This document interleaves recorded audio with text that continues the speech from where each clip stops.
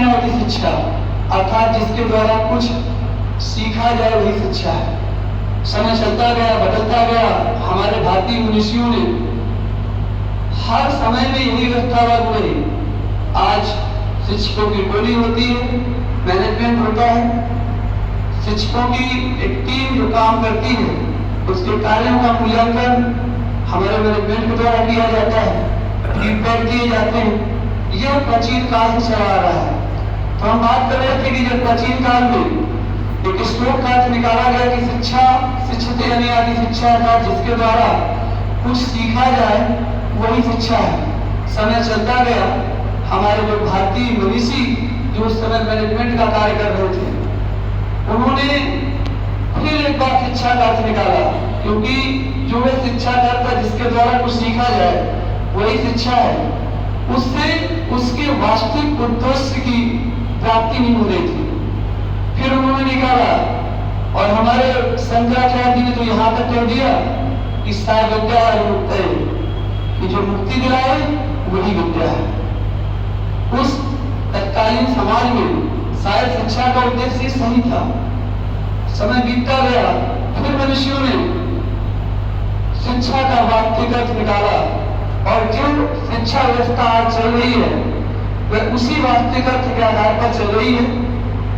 जो वास्तविक आदर्श ये था कि शिक्षा ऐसी शिक्षा होनी चाहिए जो संस्कार के साथ साथ रोजी रोटी भी दिलाए। क्योंकि अगर आप विवेकानंद जी के नव्य वेदांता दर्शन पर गौर करेंगे, उन्होंने वेदों में नव्य नया यही दिया। वेदों में तो यह लिखा था कि सिर्फ आप अपनी धार्मिक पुस्तकें पढ़िए, आपका भला हो जाएगा। लेकिन जो हमारे यूथ आइकन स्वामी विवेकानंद है, उन्होंने क्या कहा? उन्होंने कहा कि पहले आपको फुटबॉल के मैदान पर जाने की जरूरत है, उन सभी युवाओं को, और फुटबॉल खेलने की जरूरत है जिससे आपकी मांसपेशियां मजबूत हों। जब आपकी मांसपेशियां और स्नायु तंत्र मजबूत होंगे तब आप निश्चित रूप से गीता का ज्ञान बहुत अच्छे से समझ लेंगे। शिक्षा का अर्थ बदलता गया, शिक्षा का अर्थ बदलता गया, और अब तो यहाँ तक कहा जाने लगा है कि एक अच्छे शिक्षक के बगैर सब और समृद्ध राष्ट्र की आप कल्पना नहीं कर सकते। अभी एक यहाँ पर बोर्ड लगा है, आप देखिए यहाँ पर, बिना शिक्षा के इंसान कभी भी मंजिल तक नहीं पहुंच सकता है। इसलिए इंसान के जीवन में एक शिक्षक का होना बहुत जरूरी है। तार्किक दृष्टि से अगर आप सोचें, आप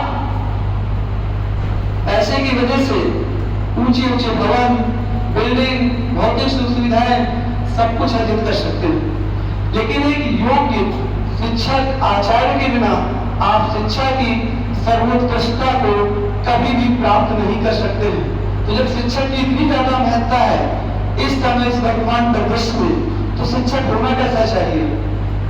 क्या कोई बताएगा मुझे शिक्षक कैसा होना चाहिए, या मैं कंटिन्यू करूं? तो शिक्षक कैसा होना चाहिए? आप किसी भाषा में जाइए, भाषा में कुछ नहीं, दर्शन, विचार, बुद्धिमत्ता सब एक होती है। आप शिक्षक को देख लें तो from Latin language, and its meaning is, if you operate it letter by letter, you will get T4 talented. शिक्षक की सबसे पहली जो गुण है वो यही है कि उसे योग्य होना चाहिए। T4 enthusiastic, उत्साहपूर्ण होना चाहिए। For affectionate, उसके अंदर स्नेही होना चाहिए, उसे हर एक के प्रति, विद्यार्थियों के प्रति, संस्था के प्रति, अपने कार्य के प्रति, अपनी जिम्मेदारियों के प्रति। C for cooperative. Cooperative means the person who is always ready to cooperate anyone in the institute, not to such type of jealous person who goes in the class and sitting calmly and quietly state to the students, do your work, I'm very tired, I'm very upset, I cannot help. Cooperative means सहयोगी, ऐसा सहयोगी जो शिक्षा प्रक्रिया को अच्छे से कर सके, ना कि ऐसा कि फैमिली में कोई डिस्प्यूट हुआ, विवाद हुआ, कक्षा कक्ष के अंदर लेके गए और जब शिक्षा प्रक्रिया की बारी आई तो आपने कहा भाई आज मैं नहीं टीच कर सकता।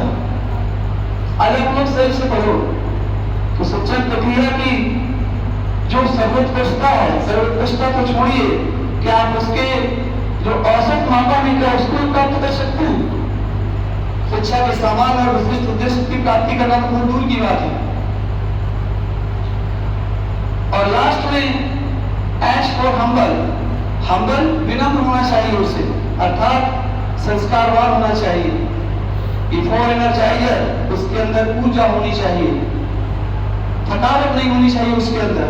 और आर फॉर रियलेबल, क्योंकि जो बच्चे पढ़ रहे हैं उनके अंदर विश्वसनीयता का संदेश देकर जाए कि आप जो कह रहे हैं वो एकदम सही है। आप टीचर के बाद आप कहेंगे कैसा टीचर ही जिम्मेदार है, सभी भैया लोगों के मन में एक प्रश्न होगा, नहीं, ये तो बिल्कुल सही है कि किसी